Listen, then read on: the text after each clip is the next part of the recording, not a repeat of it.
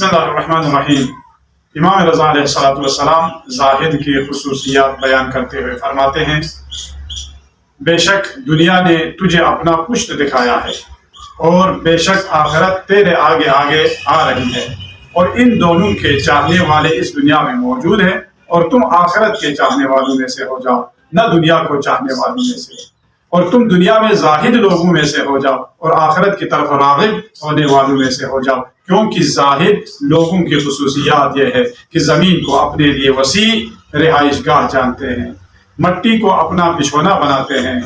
اور پانی کو اپنے لیے گوارا بناتے ہیں، دنیا سے مکمل طور پر بائیکاٹ کرتے ہیں، جنت کی تمنا کرتے ہوئے اپنے شہوات سے دوری اختیار کرتے ہیں، جہنم کی آگ سے دوری کی خاطر محرمات سے وہ چشم پوشی کرتے ہیں، اور ان کے لیے دنیا کی سختیاں اور مصیبتیں آسان ہو جاتی ہے۔ امام محمد باقر علیہ السلام کا فرمان کہ کوئی بندہ اللہ کی ذات پر ایمان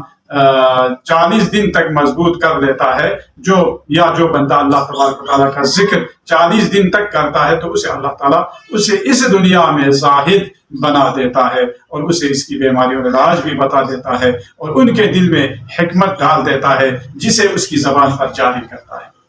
پھر اس آیت کی تلاوت فرمائی، بے شک جن لوگوں نے گوسالہ کو اختیار کیا ہے عنقریب ان پر غضب پروردگار نازل ہوگا، اور ان کے لیے زندگانی دنیا میں بھی ذلت ہے، اور ہم اسی طرح افطرا کرنے والوں کو سزا دیا کرتے ہیں۔ کیا تم نہیں دیکھتے